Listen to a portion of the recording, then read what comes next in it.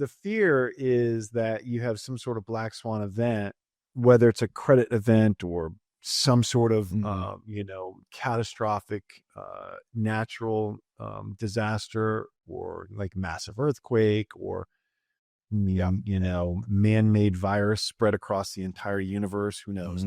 But whatever it may be, the market doesn't know how to handicap that. It's just uncertainty. It's just a level of uncertainty. But the market right now has been very, very quiet and confident. And you could see it in the VIX. The VIX has dropped all the way down to, I mean, today it's at let's see here. The volatility index. Yeah, it's at 15.7. I mean, historically, getting around these levels is a very, very, very complacent level. And so it means that the market is comfortable with the risks. It's not down to 10, but it's pretty comfortable. And so for some context, it was down around, somewhere around 12 to 14 right before the great financial crisis. And then it spiked all the way up to the 40s. It spiked up into the 50s and during the COVID lockdowns. But this volatility index shows you the amount of put and call buying that expects big market moves. And so when it's very, very low like this, it just means it's complacent. Now, part of that, Brandon, is that we are in the depth. We're still just coming out of the depth of the summer. September and October is typically when fireworks happen in the markets. Why is that? Well, you've had the entire summer of people who are working age, who have kids, who are off for the summer, and they're on vacations, and they're just doing their thing. They're taking half of Europe takes off in August, and that's not a joke. It's reality. They literally have it's a system for them that they have backup systems where you have to leave the office for weeks at a time to be sure that your backup can do your job. It's kind of I don't know why we don't do more of that here in the United States, but it's quiet. And then you look at the Bitcoin charts and you see that it's been grinding. It was grinding from end of May into beginning of July from 100 to 110. And then it broke that level and went up to 120. And then it's been grinding between 110 and 120 since July. And so it's just been in these ranges, but it's also been on very low volume. You see these moves, but they've been staying in this range. And that just tells me that there's some uncertainty out there. It's just a sideways grind. People are watching the Fed to see if there's going to be more liquidity soon or not. And Bitcoin is the fuel for Bitcoin is liquidity. I mean, there's just no way around it, that it's soaking up liquidity as there's more and more of it comes into the market. That plus, as it does expand its knowledge base, as more and more people understand it better, it is growing as an asset class too. So it's taking market share away from other assets like gold. I mean, gold would likely be far higher now if it weren't for Bitcoin. I mean, Bitcoin's got $2 trillion in it. Some of that is risk. Some of that is risk capital, as we know, we've seen the markets, but some of it is long-term store of value capital. So as Bitcoin continues to grow, it's going to continue to take market share away from gold. But I'm not worried about it. I am mildly concerned about the complacency in the market, but that allows people like me who are managing hedge funds to layer on some risk mitigating positions.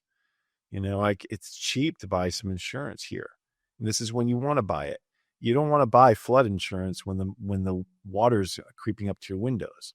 You want to buy it when it's nowhere near. It's not even in your yard yet. And that's where we are right now. It's kind of nowhere near. Credit spreads are low. The VIX is very low. It's just you're seeing a lot of conflicting data coming out of the economy. So nothing is really telling us that it's one way or the other. Absolutely. But there's enough data for the Fed to back off a little bit, which is a net positive for the markets. That's why you're seeing the markets continue higher. It's just reality. And that's kind of the way it's going to be for a while. You know, I mean, the S&P's down mildly today, but I mean, it's been knocking against all-time highs for quite a while here. So, there's no surprise to me in that. Now we just wait. We wait to see what the Fed does. We wait to see what the next 2 inflation prints are. And you know, the Fed's going to be meeting here in September, and you've got, as of today, a over 100% probability that the Fed's going to cut rates in September, on September 17th. And you've got basically a 93 to 95% probability that they're going to cut twice by the end of the year.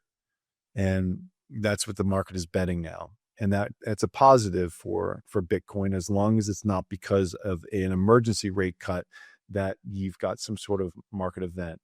And that's kind of where we're at. Look, I mean, then just looking at Bitcoin in itself, and that's a big question, is now it's been grinding sideways. You've got, you've got this question, well, what's been happening? Who's been selling it? Who has been selling this thing? And look, a lot of OGs have been rotating out, and I'm not blaming them. Look, if you've held on to Bitcoin from $100 or $1,000 and you're now sitting on hundreds of millions, or some people are sitting on billions of dollars, go fund your lifestyle. You know, that's fine. Whatever. It's not a big deal. Just put the coins back into other people's hands and go fund your lifestyle. Go buy land, or, you know, jets or yachts or whatever you want to do. Yeah. Some of them have in the beginning of the summer in particular were migrating out of Bitcoin and into some of the Bitcoin treasury companies. We saw some of that happen. And so I think less of that is happening right now today, but it's more of just look, ring the register. This thing's been over $100,000 for over 100 days. I'm ringing the register. I'm going to get some of the stuff I want, just in case we're getting to the end of this cycle. I'm going to go monetize this one. Okay. And so you saw a spike in that long-term holding over short-term holders, that spike in the liquidity from that comes from that. So, and long-term holders were the sellers. So that's one thing. But going back to the question of what happens if we do get a slowdown, if we do get an event, well, it depends on what the event is. Like I said, if the event is you're just getting a strong drawdown because of recession or some sort of natural disaster that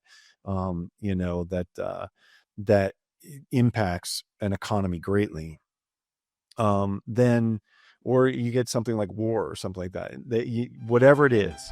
If you like that clip, then you definitely got to check out this next spicy clip. I think you're really going to like it. Come on, check it out.